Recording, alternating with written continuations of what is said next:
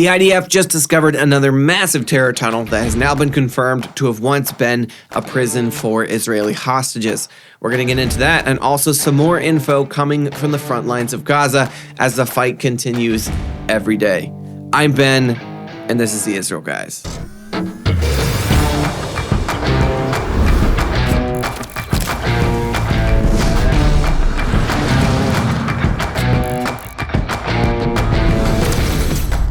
Welcome back to the Israel Guys, where we believe that in a world of Jew hatred and anti-Israel propaganda, you should have a direct connection to the land and people of Israel.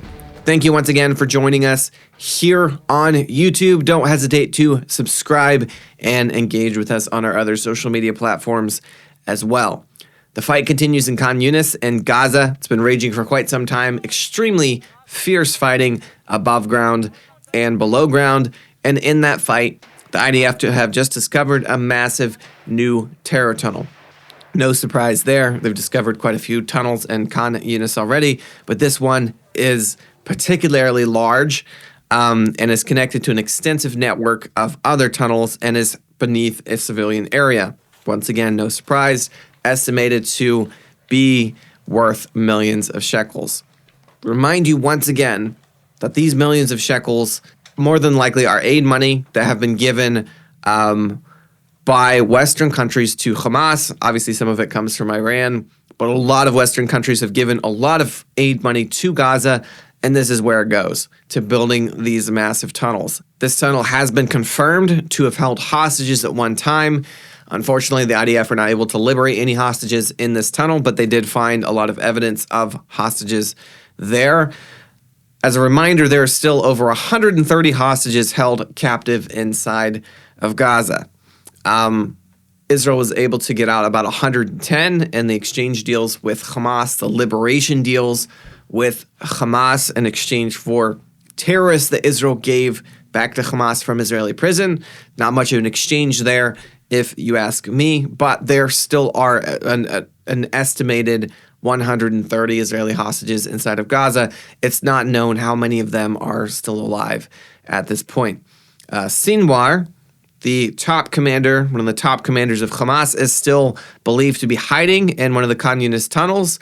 And more than likely, if he had any brains, which it seems like he might at least have a few, he is probably surrounded with the rest of the hostages.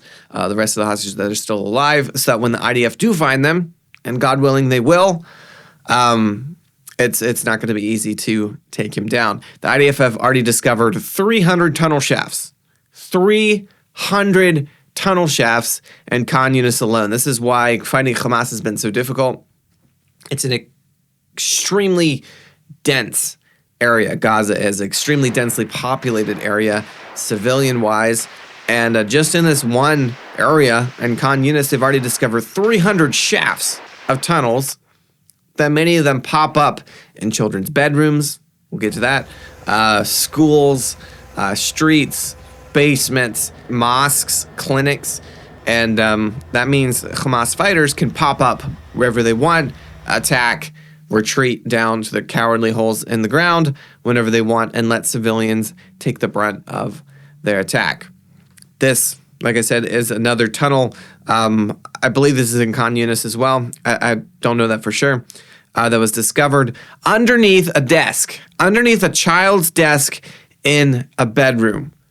That means Hamas terrorists are entering a child's bedroom, maybe in the middle of the night, maybe being chased by IDF or chased by IDF missiles or whatever, and running into a child's bedroom underneath a desk. They don't need to do this, like practically. There's no reason to put a war tunnel in a child's bedroom other than the concept of using that child as a human shield. There's no other reason to do that. There's plenty of Hamas, training centers or police stations or, military centers where they could put tunnel entrances in the basement. Like, the only reason to do this is to use that child as a human shield, and it's disgusting. It's disgusting on the part of Hamas, and it's disgusting that almost no one in the international community is willing to talk about it, to say anything about it, to condemn it. It's not on trial in the International Criminal Court. It's not on trial in the UN. No UN resolutions condemning it.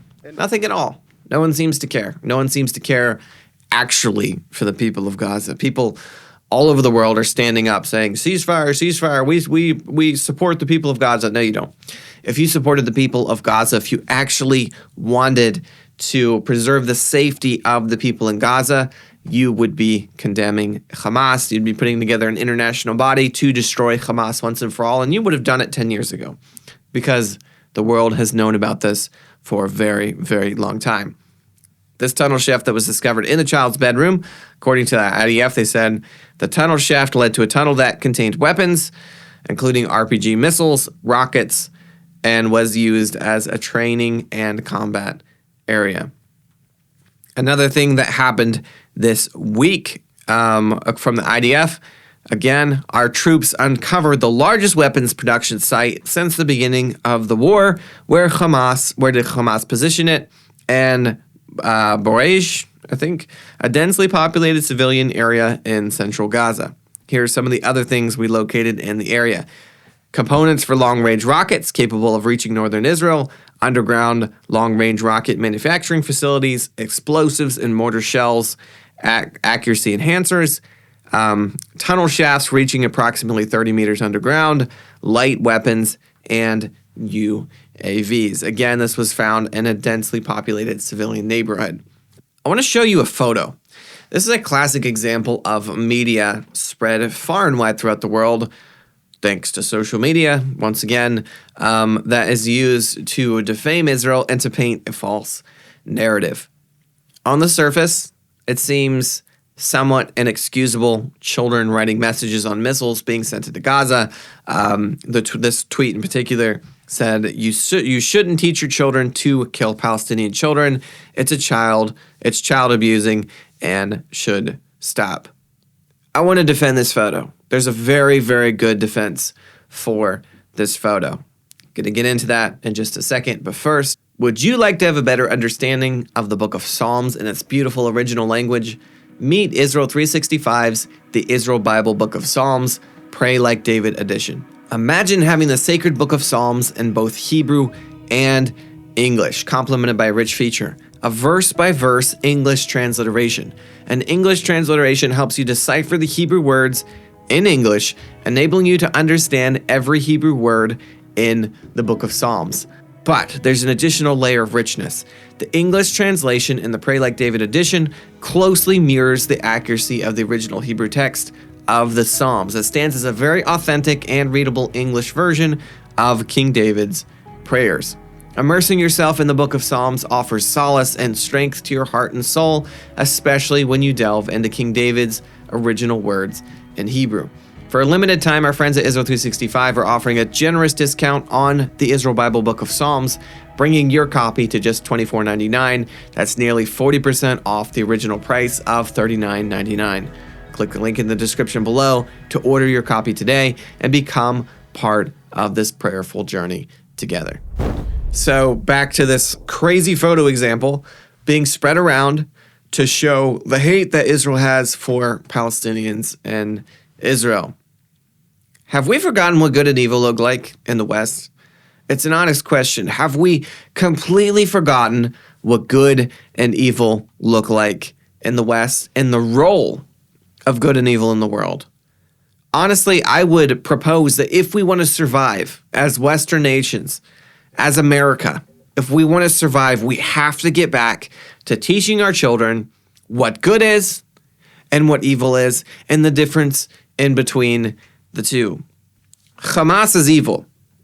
Hamas is an absolute evil power, the likes of which we have not seen so clearly displayed in a very long time. Israel, as a nation, is standing up for good in the world, for the values that we all uphold in Western countries. Not every individual person, but as a nation, as a culture. On October 7th, Hamas invaded Israel with genocidal intent and butchered Israelis in some of the most horrific ways that are not even imaginable. Many of us have not even imagined ways that horrific before, right? Israel, in response, Mind you, this is not the first attack, even though it would be completely justified even if it was. Hamas has been doing this for a very long time. Israel, in response, is destroying the evil from the face of the earth. In my opinion, it is not only perfectly acceptable, but it is morally inherent that we teach our children that when evil comes against us, as a person, as a family, as a culture, and as a nation, when you are invaded by evil, by raw, absolute, pure, unadulterated evil, when you are invaded by that evil, it is your moral duty and right to destroy that evil from the face of the earth. These missiles in this photo are not headed for civilian populations. They're not headed to kill Palestinian families. They are headed to destroy Hamas from the face of the earth. These children have been invaded by an evil that they have had to see. They've not been able to escape from it. They have friends, probably, that were killed, cousins, relatives, friends, you name it. They cannot be divorced from this reality. There was a new article that just came out from Haaretz that claims that, according to a new survey, 1 in 3 Israelis describe symptoms consistent with PTSD after October 7th. 1 in 3 Israelis. One of the ways to cope with this is to allow your children to take some part of symbolic help in the fight against evil. And not only is it good for the children just in the short term to help them cope with the PTSD of this horrific event that they're going through, it's morally inherent that they learn that there is evil and that they should stand up for good in the world and destroy that evil from the face of the dirt that we all live on. Guys, don't forget to check out Israel 365's The Israel Bible, Book of Psalms, Pray Like David edition. As always, tune out the fake news and tune into what is actually happening here in the land of Israel. We'll be back every day, Monday through Friday, with your connection to the land and people of Israel.